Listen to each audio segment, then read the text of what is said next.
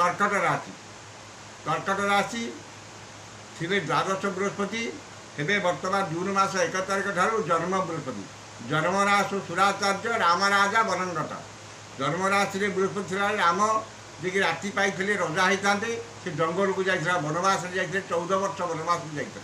तेणुक कर्कट राशि व्यक्ति मान पारिवारिक अशांति मानसिक दुश्चिंता आपको किसी भल लगे ना जे जहाँ जिते भल कम हेले जिते घर सब ठीक ठाक रही आम मनटा सब बड़े विरक्ति भाव चिड़चिड़ापन प्रकाश पाइब एवं मन में अशांति पारिवारिक अशांति एवं शारीरिक पीड़ा ये सब लगे एवं शनि नवम रही हेतु मान सम्मान हानि पदस्थ अधिकारी मनमालिन्य क्षमताशाली व्यक्ति शत्रुता एवं राजनैतिक व्यक्ति आक्रोशर शिकार हे परिवार वयोज्येष्ठ व्यक्ति स्वास्थ्यगत समस्या देखा सबु वर्गर व्यक्ति माने कर्कट राशि क्रीड़ाविद आपणकर व्यवसायी शिक्षार्थी गृहिणी कर्मजीवी ये समस्त व्यक्ति राशि व्यक्ति माने कर्कट राशि व्यक्ति माने ये फल पाइबे व्यवसाय माने व्यवसाय जिते परिश्रम कले जिते चेष्टा कले से अनुसार फल पाइबे ना से अनुसार विक्रय क्रय कर ठीक क्रय विक्रय हम ना कर्मचारी समस्या ग्राहक समस्या ये सब लगी रही व्यवसाय अवनति घट क्रीड़ाविद कर्मजीवी माने कर्म अशांति पाइबे जिते जहाँ कर्म करे से क्या मन को आसमाने आपणकर कर्म ठीक से करें ना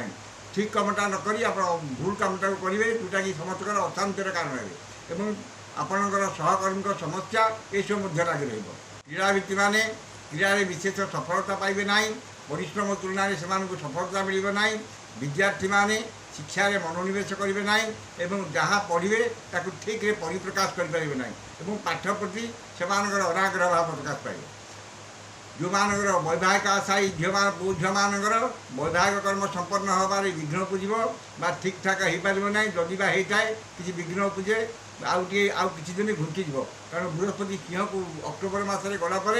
सी आप ह्यांग हो विवाहटा पुणी अक्टोबर मास पर आप बहुत हो पाए कारण से द्वितीय बृहस्पति होइबे किंतु वर्तमान ये बृहस्पति जोटा रही आपंकर पोस्टपोन ह्यांग हो रही अक्टोबर मस पर हम जो मैंने प्रेम संपर्क अच्छा से प्रेम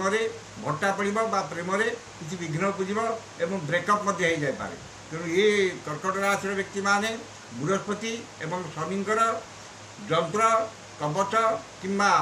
ब्रह्मज्योति बाड़ीगड़ा मूल को धारण कर मंत्र पाठ करूँ ये जो 4 मास अवशिष्ट 4 मास आपंकर अत्यधिक शुभफल प्रदान पाइब और आप शुभफल पाइबे।